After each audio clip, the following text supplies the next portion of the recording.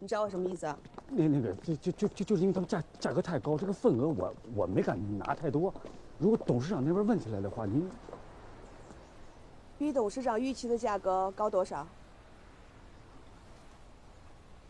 高的太多了。你放心，肯定对得起你。我知道怎么跟董事长说。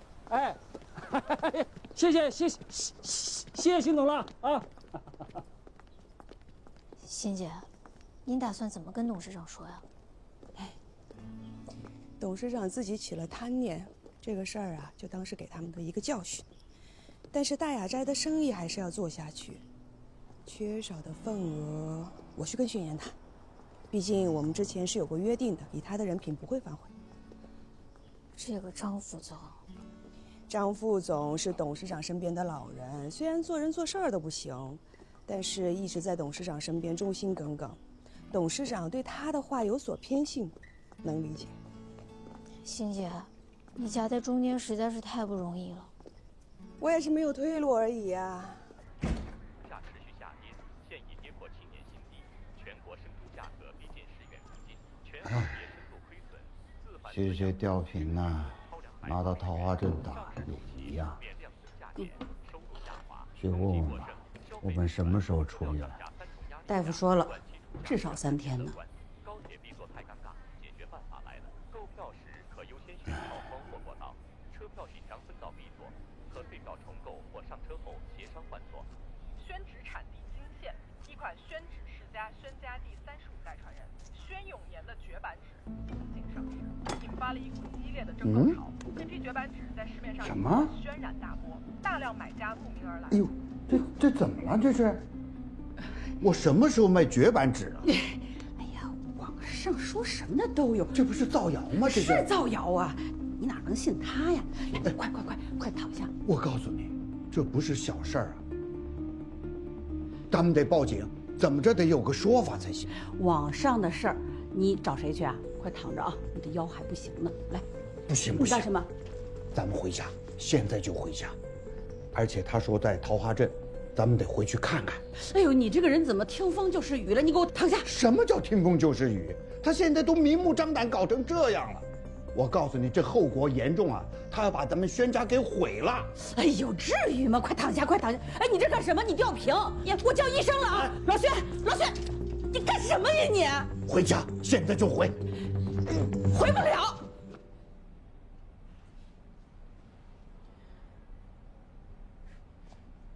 你知道这事儿？我工厂出事了？工厂没出事，比以前还好。那，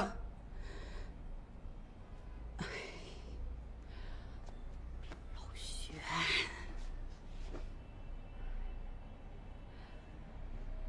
你知道轩辕把咱们的库存纸卖了多少钱吗？我知道是80多万，比我想的要多。原来我想的60多万，怎么回事？600多，小700呢。我都没有细算，可是老轩呀，这么多的钱够咱们厂活好几年的，也足够咱俩养老的了。我问你，你是说是轩辕打的这旗号？轩辕这是把咱们轩家的祖宗给卖了，把我轩永年给卖死了。回家，老薛，回家去。永年，哎呦，永年。我们董事长呢对这件事情很满意，说我办事得力，维护了大雅斋的利益。那我就借你的茶，敬你们2位一杯，谢谢你们的帮助。来。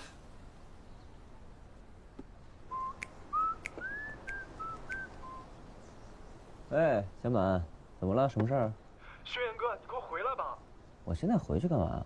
师傅他从医院回来了。我爸回来了。是啊，你赶紧回来吧。不是，那他知道绝版纸的事了吗？就是因为这个事儿。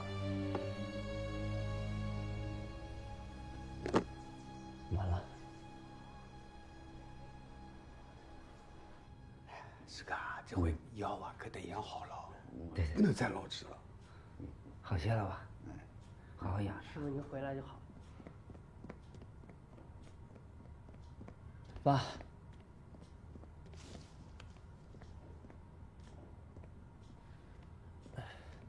爸，这件事儿不怪任何人，是我做错了。您要怪的话就怪我吧。你这个爸已经死了。老轩，你给我说清楚，你是怎么卖的那么多钱？我。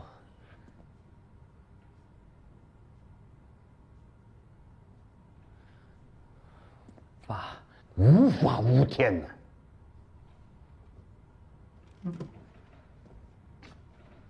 永年，轩辕这个事儿啊，我知道，我也同意。嗯，你怎么老糊涂了？是你糊涂了。轩辕这孩子是好心，他不想咱轩家的职场倒闭，他不想你这个当爹的带着腰伤还去捞纸干活，他是心疼你。是啊，老轩，我觉得吧，轩辕这孩子，他没什么大错。你现在这个腰还能捞纸吗？你捞不了纸，还不如把以前捞的那个纸啊，当做绝版纸卖个高价啊，解决厂子的这个经济问题。这不挺好吗？是不是？对，其实他这么说也没问题，是吧？是啊。看来你们都支持他，啊，都赞成他，是不是？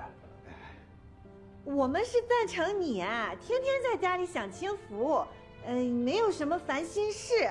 那我们呢，也不用担心厂子会解散，我们啊就一直在老轩家干下去，是不是啊？对，师傅是老轩。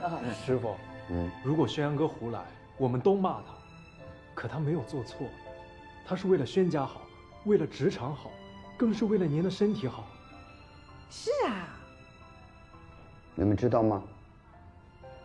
这小子这样做，他把我和我们轩家上千年的家业都给卖死了。师哥，什么死不死的嘛，这不就是一个说法吗？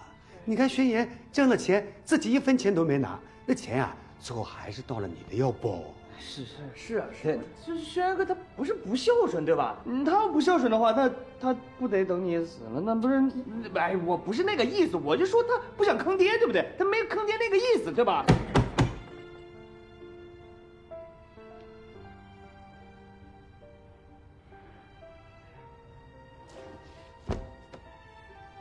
爸，我不想再看到你身体出问题了。我不希望你有那么多烦恼，操那么多心。只要您能健健康康的安享晚年，您让我干什么我都成。是，这件事情是我做错了，怪我欠考虑。您要骂我打我，我都受着。就算是要把我给打死了，我也认。这话我在医院的时候就跟我妈说过了。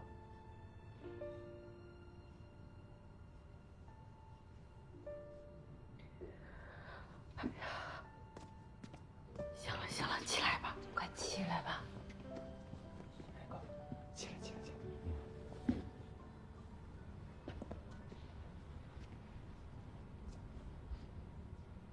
老轩。以前，你怎么凶这孩子，怎么骂这孩子，我都没有过二话。可这回不一样，他也是为了咱们厂子的发展。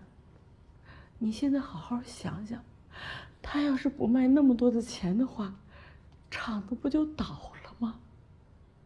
厂子要是倒了，你的命不就没了吗？妈。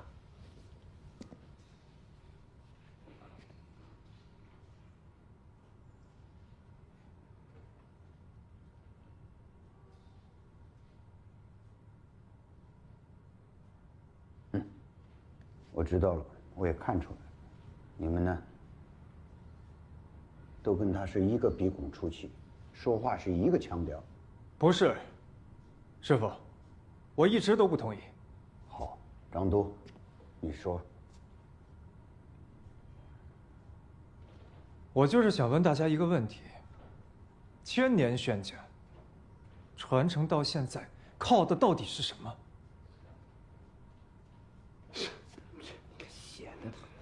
靠的是对造纸108道工序一丝不苟的匠心，靠的是对客户诚信为本、一诺千金。老祖宗如果像你们这般投机取巧的话，还有今天的宣家吗？就你懂是吧？眼前得过吧。行了，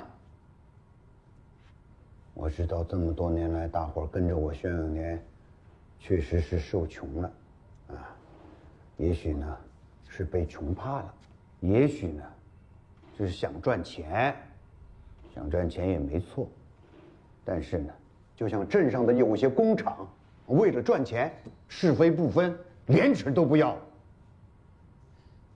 永年，你这话从何说起的？我宣家千年传承啊，讲究的是诚实有信，宁失千金，不失一诺。再苦再累，不闪一分。我宣永年没死，你宣言，你居然堂而皇之的拿着我宣永年的这个绝版纸，满世界掘荒，甚至于恶意炒作、谋取暴利，你这是要干什么？你让你妈妈说，你让大家都说说，这是不是数典忘祖？这是不是在祖宗脸上抹黑？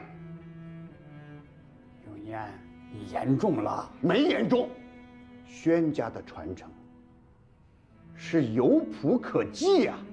我祖上二房的嫡子叫宣茂实，有个叫何员外的人，人家不懂宣纸，于是宣茂实就高价卖给了他2刀纸。就因为这一点，他传承人的位子就给取缔了。还有我祖父，他年轻的时候，他错拿了1刀纸卖给了顾客，结果那刀纸至今还在书房的那个箱子底下放着。70多年过去了，就盼着那个人来取呀。宣言，你在赛场上那个投机取巧，我打了你。可如今呢，你仍然做出那么大的荒唐事，可见你根本就没有改。宣家祖训有明示的，只宣108道，道道有诀，宁断10指，不失一计；宁绝子嗣，不传非人。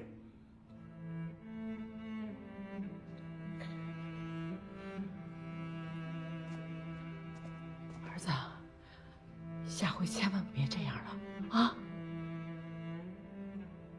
跟你爸再回个话。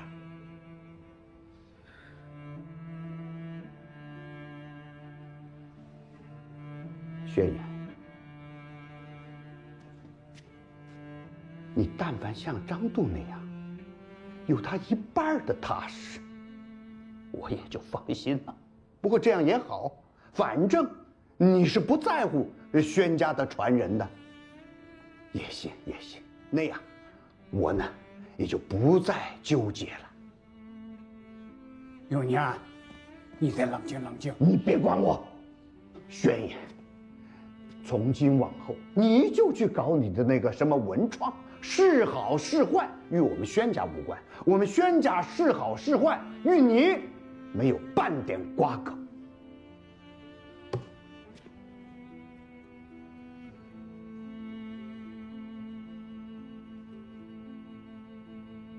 师傅，冷静冷静，别冲动啊！师傅，冷静冷静。说什么呢？给你爸回个话啊，儿子。给你爸回个话啊，儿子。回个话再啊。爸，我不知道你心目中那个传承人到底要好成什么样。反正我长这么大，干的每一件对的事儿，你都没夸过我。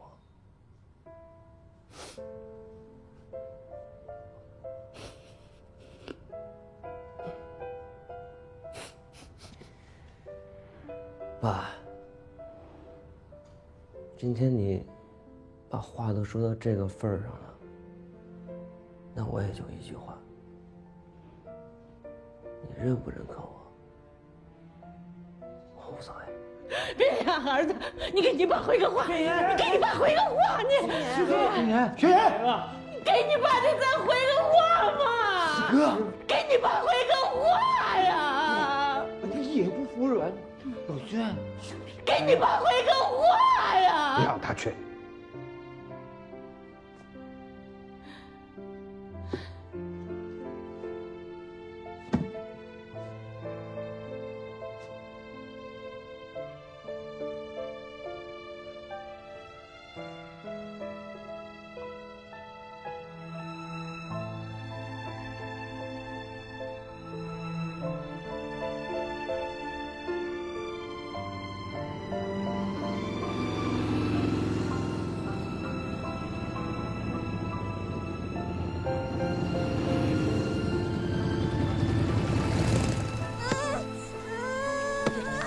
用财虚度世亲，莫负天地馈赠。说。当初世亲，莫负天地馈赠。再说。用财当初世亲，莫负天地馈赠。志趣须存敬畏，莫辱先人匠心。说。志气须存敬畏，莫辱先人匠心。再说。志气须存敬畏，莫辱先人匠心。还敢用粮草烧火吗？还敢不敢？不敢了。还敢跳牢池槽里洗澡吗？啊，还敢不敢？不敢了。让你洗澡，让你洗澡，跳牢池赔礼。啊！让你用粮草烧火。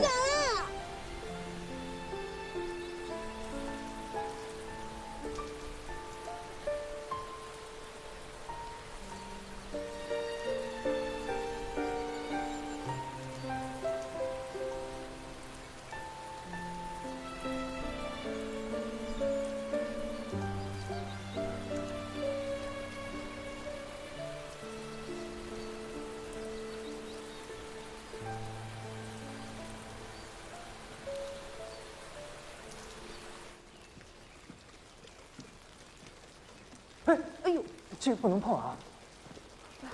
你怎么来了？哦，那个轩辕呢？他摩托车在外面吗？不在。那他肯定是出去了，没在家。你先坐啊，我给你泡个茶。哎，行了，别麻烦了。那你说他这能去哪儿啊？要我说啊，你也别太操心他。这可怜之人必有可恨之处，经历了这个事儿，让他好好反省反省也挺好。我倒觉得轩辕没错，是轩叔叔，轩叔叔有点太苛刻。轩家1000年传承至今，还能有我师父这样的风骨和敬畏，那是难能可贵的。如果任由着子孙胡来，早就像蒋二虎家那样了。轩叔叔是对的，但轩辕情况不同呀，他自始至终都不是为了自己，我觉得情有可原。轩家祖训第6条：不献锦帛华贵，不慕投机速成，手镯普之则。行了，我不跟你聊了啊！你呀就是轩叔叔的代言人，我去找。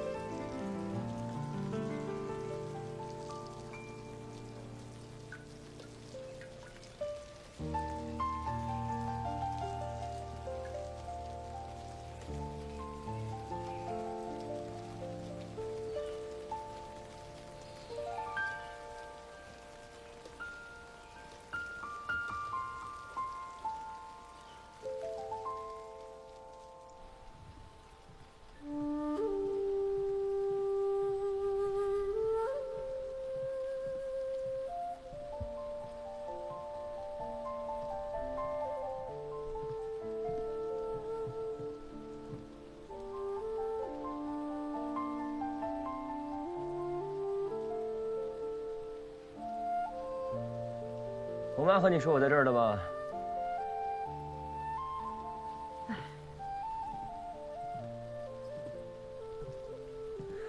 还记得我师傅吗？就是那个被你怼的那个。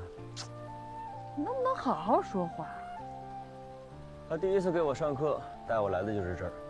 这地方啊，景色变化万千的，就好像人的心情一样。我还记得他跟我说过一句话，叫做“山不向我来，我便向山去”。那会儿我哪懂啊？后来我就经常来到这儿，每一次来心情都是不一样的。就像现在，你看，那一座座的山，像不像是我要闯的一关又一关？真没想到啊，你这么厚脸皮的人，居然还会有难过的时候。谁说我难过了？你这人真逗啊！话还没说完呢，就开始脑补了。你是不是言情小说看多了呀？啊，对，我言情小说看多了，怎么着吧？哎呀，哎，你听说过一个关于六道湾的传说吗？说这六道湾的悬崖底下有一个绝世美人，摄人心魄。你有什么愿望，只要跳下去，她都能满足你，让你如愿以偿。那你赶紧跳下去吧，再要个联系方式，你俩双宿双飞。如果你能看到的话，应该是个帅哥。真是病得不轻。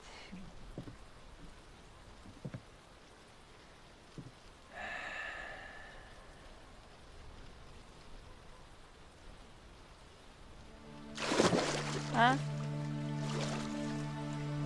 不是你干嘛呀？轩言，你干嘛呢你？林依然，我好像看见他了，啊！他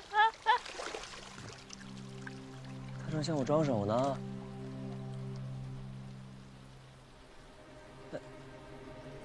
她好美啊，真的，比你美。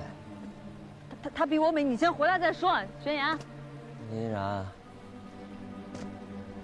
哎，轩言，我跟你说话呢，你先回来再说。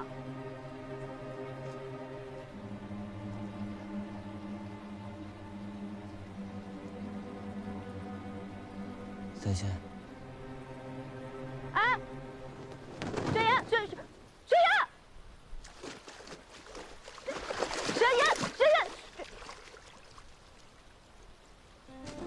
怎么样，帅吗？你有病吧你！我本来想过来支持你、安慰你一下，你爸骂你一点都不亏。我告诉你，骂少了，你就是脑子有病。下来呀！啊，这风景独好。我下来什么呀我？你脑子有泡似的。上来。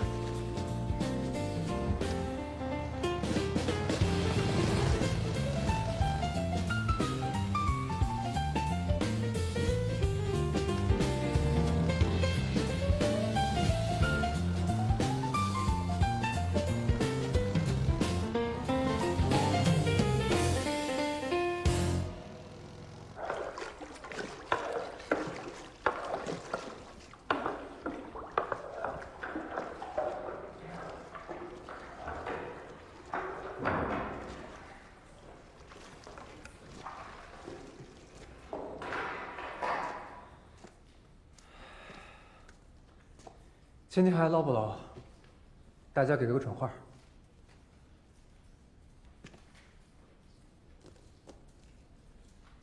我看啊，你们都不要捞了，我也不想善。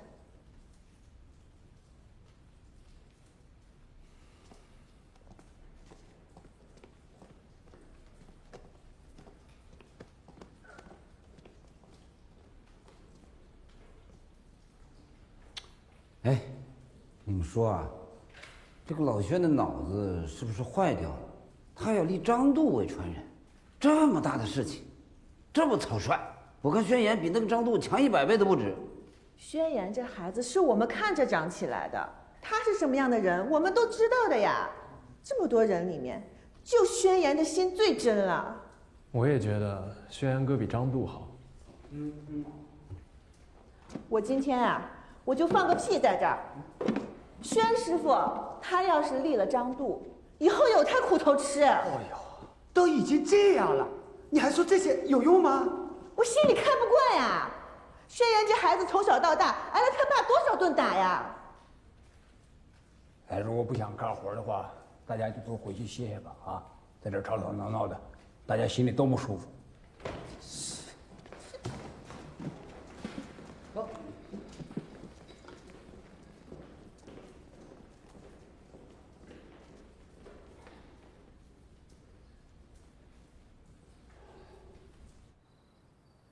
这回你演薛年走啊，这厂子里没有一个人支持。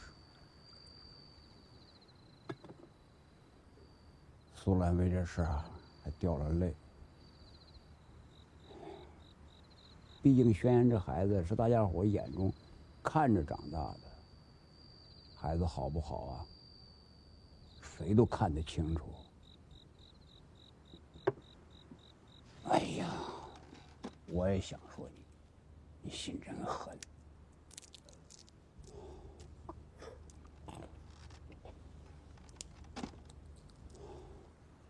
其实我心里啊，也挺苦的。哎，你真的要立张度为传人啊？再看看吧。你把眼睛擦亮了，你好好看看。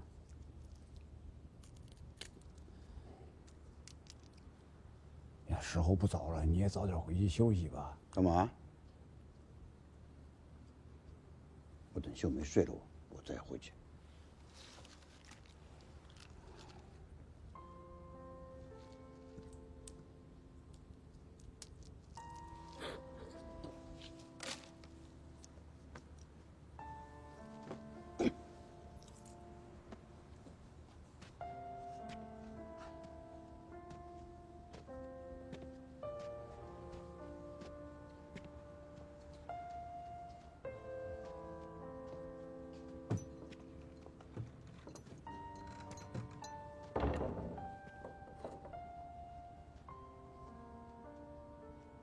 小轩老师，觉得这个小院怎么样啊？我小时候常到这里来玩，现在来看呀，还是赏心悦目。毕竟是能让李白啊流连忘返的地方，文人墨客，一梦千年。其实啊，说实话，你们家的那个老宅就很不错，就因为你们父子俩吵架了，你还非得搬出来啊？我爸都跟我划清界限了，我呀也长点志气，别赖着了。搞得还挺认真，父子俩没有隔夜仇。行，那中午呢，我就下厨给你做2样我的拿手好菜，让你尝尝我的手艺。辛总客气啊。你当得起。小轩老师啊，你对我们这一次的合作还满意吗？满意啊，生产满意，销售也得力，挺好。听到你说满意，我就放心了。哎，但是你和林依然挺让我惊喜的，我是没想到啊，你们居然能打开宣纸壁纸的市场。桃花镇的宣纸产业有你们在，真的能看到希望。辛总，你错了，是我们要让宣纸产业迎来崭新的未来，一起努力。那既然我们目标一致，从今往后啊，我们之间可就是深度合作了啊。你主内负责好产品研发，我主外负责好生产和销售。设计师的费用呢，我们就按国内1线设计师的标准来算。这个小院呢，我租了5年，就作为你的工作室来用。从今往后，你就只管设计、研发好产品，后面所有的琐事都交给我来处理。还有什么条件？没事儿，你尽管提。哎呦，辛总把该想的都想了，我要再提什么条件的话，是不是有点不识抬举了？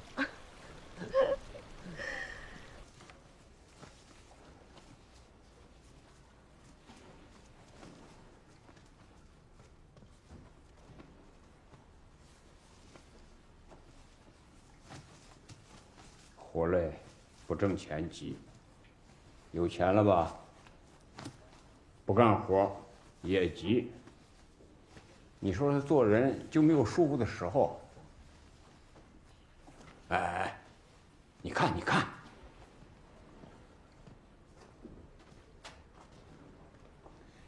哎呀，你看，你还不如我呀。轩辕给我买了这老花镜以后啊，我这眼神啊，比20多年前还好使呢。哎，我可没有点你的意思啊。你干不了这细活，你出去转转吧。你现在有大把的自由时间，你想干什么就去干什么。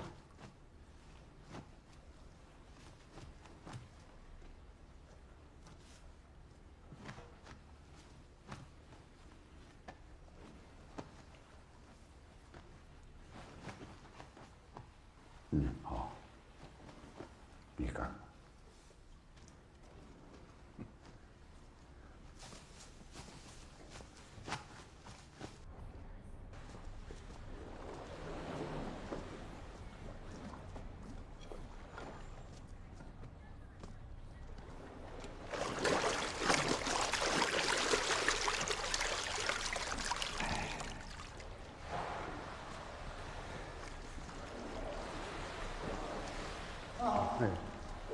哎，哟，小轩，麻杆呢？谁知道？懒驴上磨，屎尿多。啊，你去。啊？什么意思？我来张良。啊？啊什么张？快点！嘿，你这腰，嘿。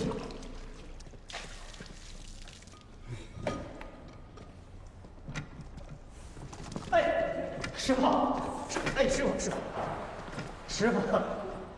您这腰才刚好，你得多休息休息啊！啊，别，师傅，您主要现在您就算抬的话，这也不能算您的呀。师傅，您看看我现在可以，我给您长个脸，师傅来，您休息，您看着我现在行。爹，今天师傅看着，我来长个脸。是啊，师傅，您腰刚好，您歇着吧。歇歇吧，师傅。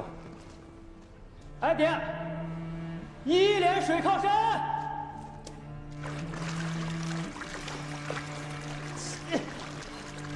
，2连水扩心。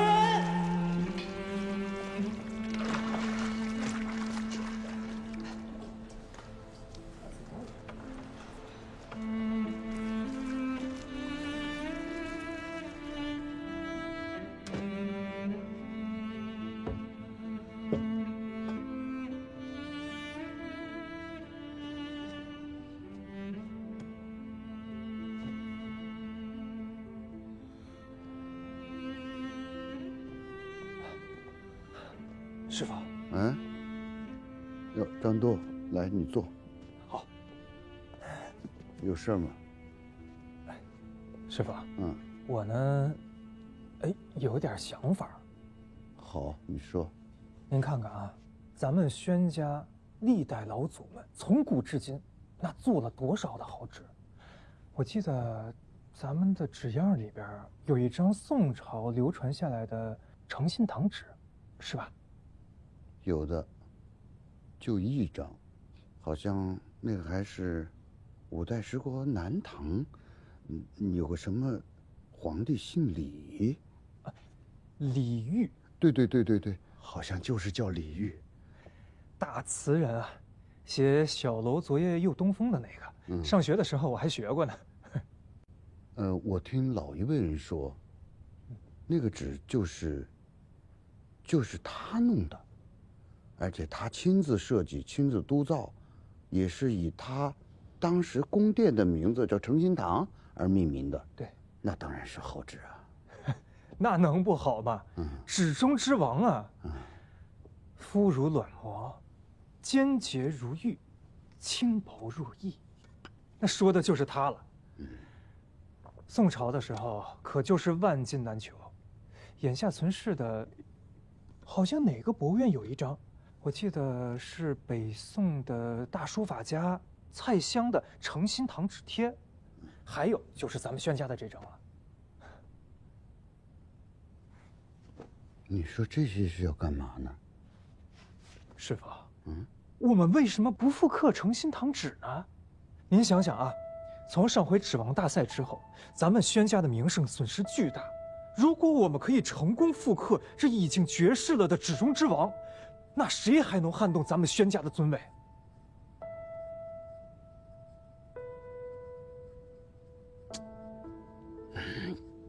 说起来容易，做起来太难了。我知道，肯定很难，但好就好在，我们有一个样板啊，我们可以照着标准去琢磨它。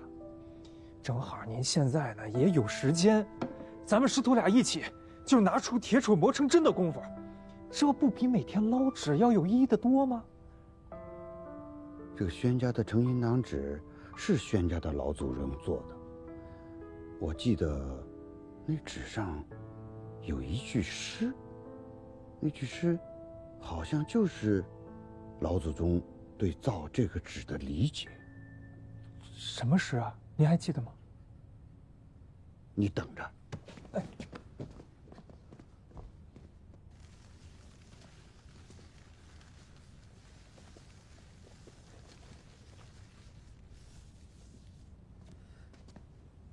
千冲一随飞星泻，一指诚心见太虚。弄明白了吗？不太明白，不过这让我想到了《淮南子》中描述的一种玄境：诚心轻易，明于天人之分。我也不知道这之间会不会有什么联系。你说的这个我也不懂，反正我就觉得，即便铁杵磨成针，那也是下耽误功夫。师傅，我觉得我们可以试试。好啊，那我们就试试。不管这诚心堂纸能不能制成，今天你都启发了我，以后我就不会没什么事儿可干了，啊！而且呢，正好可以重振我们宣家祖上的荣光，这个事儿非常重要，而且有意义。如果这个诚心堂纸真要做成了，那我死了都值。张度，哎，这是1年生的，这些是2年的，咱们要的呢是3年以上的。力道要脆，尽量少伤树皮，来年还要发新芽呢。来，我来。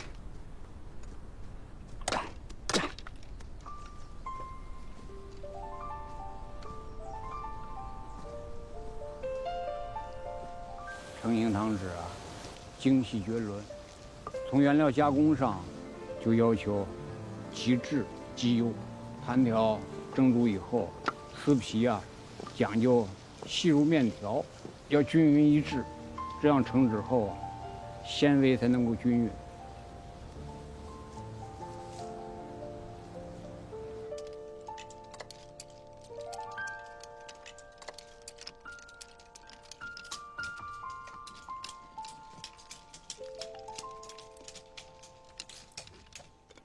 师傅，这莲丝怎么这么细啊？我们普通宣纸1寸莲啊，这么大小，它要有31根莲丝。那么我推测，诚心堂纸的纸莲要做到至少1寸莲有40根莲丝，甚至还要更多。40根？这个纸莲越细腻，它表面才能光滑如玉，纹理更为细腻。那这可真不容易啊！这还只是个开始哦。宣纸有108道工序，那诚心堂纸呢？它要过的难关，它肯定不止108道关。我们就拿纸莲来说，啊，纸莲那个莲丝越细密，纸莲呢，它就越软。对长莲人手上的功夫啊，它就要求越高。所以说，要做好诚心堂纸，对长莲人，那起码要脱几层皮才行啊！我明白了。小轩老师啊，哎，我们大雅斋的品控啊，你尽敢放心，从材料到工，完全的1比1复刻，没任何问题。真好啊！能把流水线产品的品控做到跟设计品1比1还原，就从这一点上，我得向黄总您多学习。像您这样有才华的设计师，才是灵魂核心。哎，对了，我到现在我都不敢相信啊，这1巴掌大的小册子，能卖好几千。如果没记错的话，拍卖价最高达到过6800。你们首批生产的那5款产品，没有一件拍卖价低过3000的。我们才卖998，那怕是要抢疯了。黄经理，进度怎么样？哦，放心吧，邢总，其他生产线啊全部停工了，全场突击，每件产品1000套，今天保证给你生产出来。好，薛爷，下午2点钟是我们的首场直播，董事长会在深圳连线给你捧场。董事长在深圳跟我连线，亲自给我捧场。这阵仗不会搞大了吗？不大，这是我们强强联合的首发式嘛，那仪式感必须来。行吧，加油！加油！马上开始了，还有1分钟。辛总，这预约的人怎么这么少啊？只有13个。投流做到位了吗？连续指领1周了，每次活动都是这样预备的，哪次没有1000也有800呀？辛总，时间到了，开始吗？开始。Hello， 今天的专场直播又开始了。今天呢是一个特殊的专场，有喜欢高级私定的，或者有喜欢高品质顶奢的宣纸文创的家人们，你们今天真的有福气了。有超大、超意外的惊喜在等着你们呢！不收花钱水呢？粉丝朋友们先不要着急，今天下午的首场直播，我们会一个一个的重磅推出。刚进来的家人们可以先把关注点起来。现在呢，我们进入暖场环节，我们先给支持关注我们的老粉、新粉朋友们炸一波福利。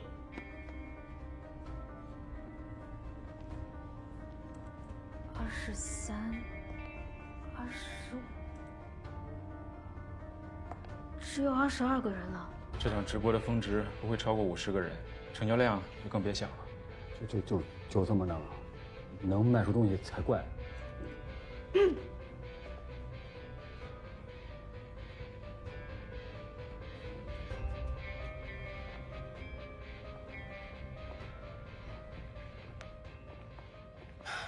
怎么会这么差？这问题出在哪儿？欣姐，我觉得现在更着急的是怎么跟董事长解释啊。这产品投入也不小了，效果这么差，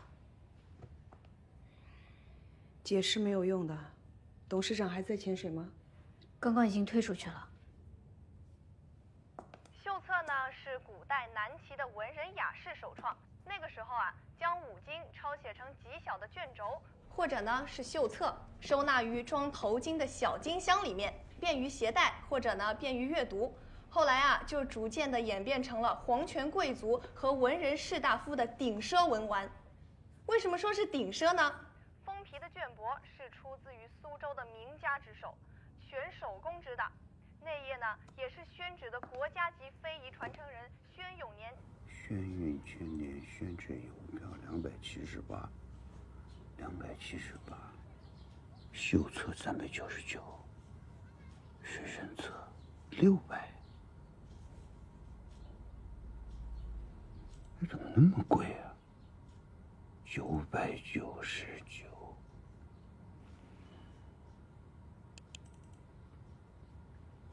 立即购买。密码。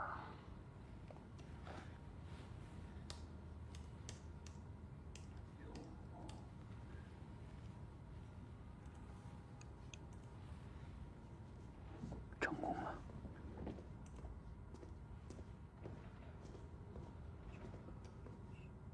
买什么了？啊？没买什么，我就看看电脑买什么东西。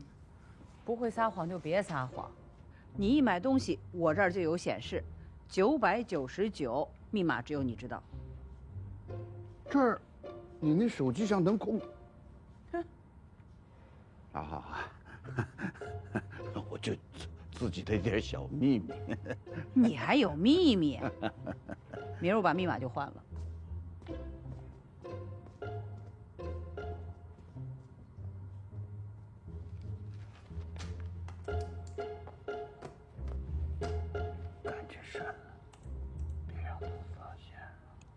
国家非遗传承人宣永年亲手捞制而成，所以啊，今天看到这场直播的家人们真的是有福了。今天呢，因为是首播，所以啊，我给大家放了一波只有大漏。3个人想买，有想要的在公屏上扣1，有多少人想要，就会有多大的漏，好吗？哎，停吧，那个你把这关了，怎么关？快！张总，这个直播呢？这播还播什么播啊？都播了几个小时，才卖出3单，还好意思播吗？张副总，你干什么？你清不清楚自己身份？我什么身份啊？啊，是董事长不让播的。这直播之前都跟你们说过了的，让你们要做好调研，什么阿猫阿狗的你们都让播呀？这么做是有损大寨形象的。哎，张部长，我跟你说2句。干啥嘛？你给我说，来，打人！我赶紧打人！不能打人！不能打人！冷静，别动手！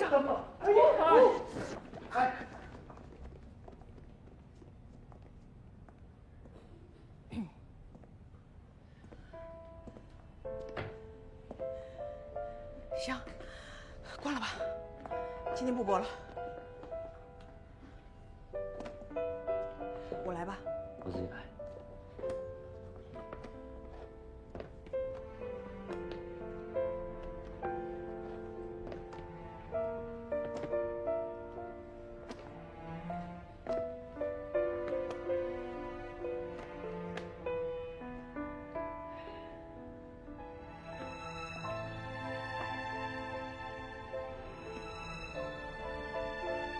我没事儿。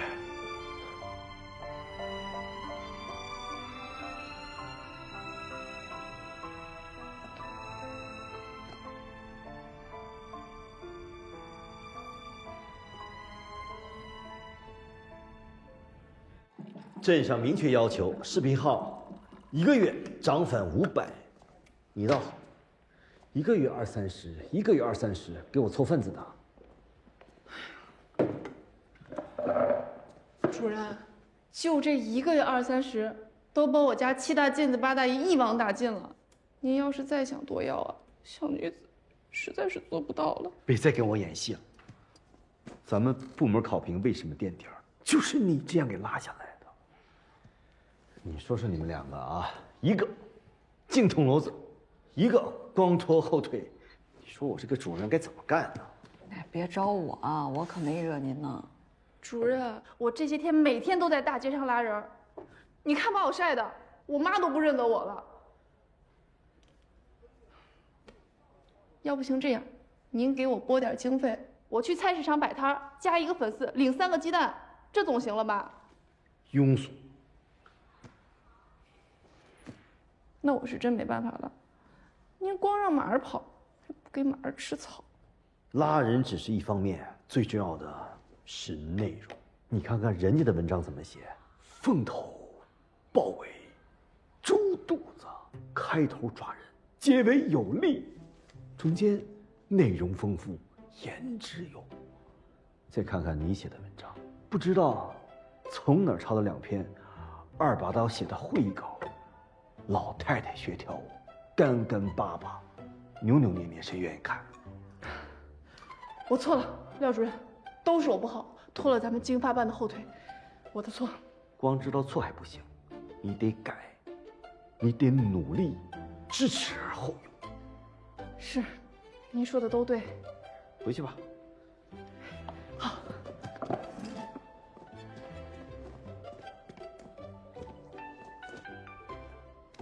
老满，什么？程兴堂只要复刻了？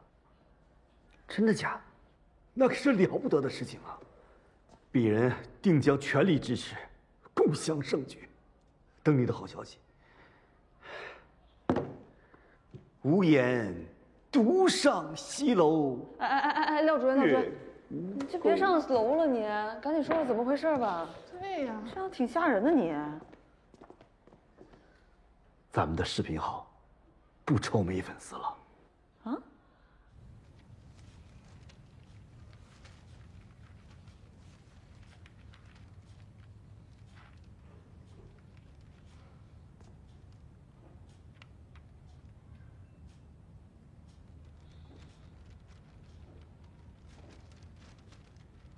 没有一点瑕疵啊！看在眼里，舒坦到心里。老全呐，想不到我捞了一辈子的纸，还能亲眼目睹澄清堂纸的风采，值了。东坡志林中啊，记载过苏轼的一句话：“李主诚心堂纸，今时不复有也。”而同时代的欧阳修，曾经送了2副诚心堂纸给大书法家蔡襄，蔡襄喜不自胜，彻夜无眠，评价此纸：肤如卵膜，坚洁如玉，滑如春冰，细密如茧啊！关键是，这么宝贵的纸，欧阳修又是怎么搞到的呢？这里面啊，又有故事了。扬州太守刘长到晋陵去，有幸得南唐后主李煜的遗存诚心堂纸100余套，刘长送了10副给欧阳修。当时啊，欧阳修位高权重，刘长巴结上司嘛，可以理解。轩叔叔，这纸怎么会这么薄呢？这个纸呢，4尺斗方，重5克。5克？这么算的话，1刀4尺，只有2斤。我的天哪！那我们日常捞的这个4尺1刀都在5斤左右，这差距太大了。所以说，复刻它才难呀。你们现在懂我意思了吧？你们2个把这个选题抓住，一个抓视频图片，一个写文章，跟踪连载复刻诚心堂纸的全过程，还愁视频号不火吗？太好了！好什么好？镜头都快拍啊！哦。老轩啊，我知道一提这红星厂啊，你心里就不舒服。可这个事儿呢，我觉得对你、对红星厂都是好事儿，所以我这不就再来烦你一次吗？红星厂最近接了北京博物馆的一个订单，订单上的要求啊，跟诚心堂纸是非常接近的。厂里技术部门搞了1个多月，进展不大。听说你在研发诚心堂纸，董事长的意思呢，是让我先跟你来沟通一下，看有没有可能我们2家联合研发，做一款呢联名纸，于公于私，这个我都希望你能慎重考虑一下。满师傅，什么样的修复要用这么薄的纸呢？好。晚清时，李鸿章搞洋务运动，在上海呢，建立一个机器造纸局，也就是中国的第1个机器造纸厂。这机器造的纸呢，反酸非常严重，还用了不到100年，就存不住了。手一碰啊，就像米粒儿一样碎掉了。这种纸害死人呐！民国很多的历史文件、重要资料，包括梁启超、徐志摩、鲁迅、蔡元培等等这些大家的书稿和信札，用的都是这种纸。这么重要？这一定要整。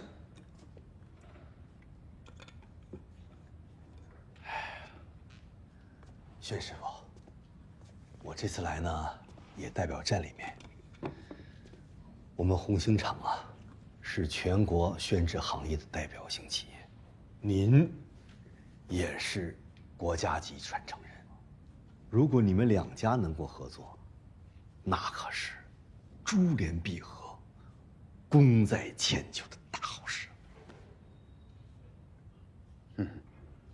好，我考虑考虑，将来可能在历史上还留下一段美谈呢。廖主任，老板师傅，我和师傅复刻这个诚信堂纸也才刚刚开始，能不能成功，这还是未知数的。师傅对这件事儿本来就很严谨审慎，确实是需要时间考虑一下，希望你们可以理解啊。我们肯定理解呀，复刻诚信堂纸啊，兹事体大，你们两家合作又声势浩荡，万一最后虎头蛇尾，大家都下不了台，这就很难看了。所以啊，考虑周全是必须的。永年，你也别有什么压力，想好了呢，跟我或者廖主任告诉一声。好，宣买成千年纸。廖主任，主任，啊，万师傅，你们两个跑出来搞什么？去蹲点搜集素材啊！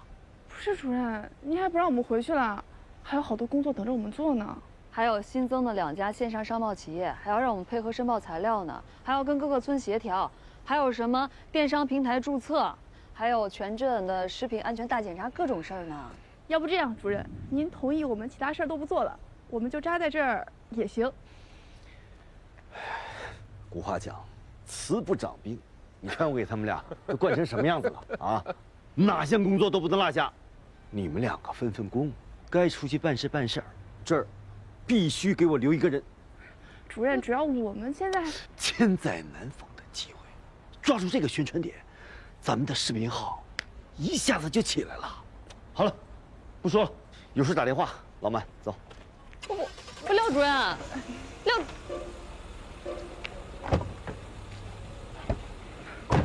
走吧。他让不让人回来了？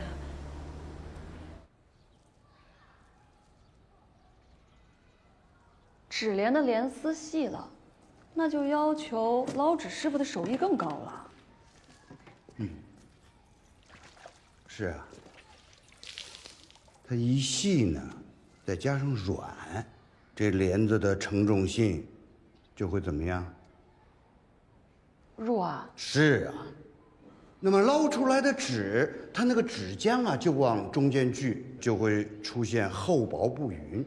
而诚信堂纸的主要特点之一就是又薄又匀，所以二者有矛盾，难度还是比较大的。师傅，师傅，嗯，咱们和红星厂做联名纸的事，您是怎么考虑的？不考虑。师傅，我是这么想的，咱们凡事啊要往阴上看。我们复刻这诚信堂纸，不就是为了要恢复宣家的荣光吗？人家红星厂毕竟是国营，资源、实力在业内的话语权都不是咱们私营厂能比的。如果我们能借力的话，可能对宣家会更好。宣家多少年了？红星厂多少年？没红星厂，宣家的荣光就没有了吗？我不是这意思。宣叔叔，看来修复这批民国文献真的很重要啊。宣家1000年传承，您呢，国家级非遗传承人，那自然是责无旁贷呀。可是，红星厂有资源，有技术条件，还有专门全套检测纸的专业仪器。那我们要是合作起来的话，是不是成功率更高？对呀。而且，在大师面前，咱们的个人恩怨，旁边不能放。红星厂的大门，我是一步都不会迈进。谁说让您迈进去了？咱们厂难道不能研发吗？对，玄叔叔，他们求咱们，他们得过来。对呀，依然这个想法好啊。师傅，我代表您去和他们谈合作，咱们出技术、厂房和原材料，他们的人和器材可以过来啊。研发的是我们宣家和红星厂的联名款，那自然要谋一个好的福利，对吧？这以后都是有分红的。那可必须的。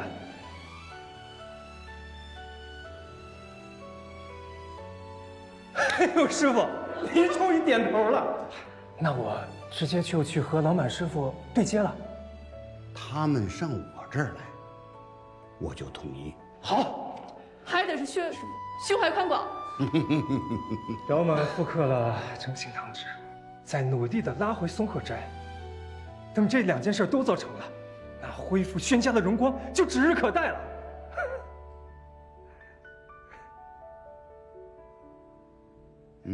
还是你们厉害。哎，薛叔叔厉害。这台是测纸张匀度的仪器。哦，匀度，嘿。这台是测纸张耐折度的。哦，捞了一辈子宣纸了，还不晓得这宣纸还有这么多名堂呢。是啊，你都没见过，那我就更不知道了。哎呀，还得说是人家国营厂。还有这台是测纸张拉力的。哦。哎，张栋，你把手撒开，你别碰，碰我赔得起的。吓我一跳。这是测后仪，我之前用过。他说这么些。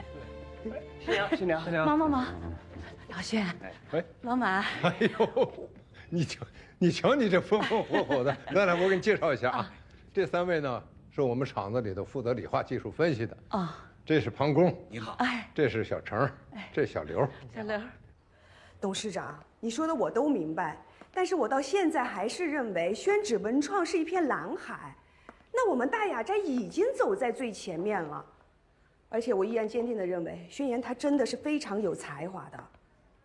是，您说的没错，我们这一次的直播是过于乐观了，但是现在事情远远没有到不可以接受的地步。我们可以转变思路，重新出发嘛。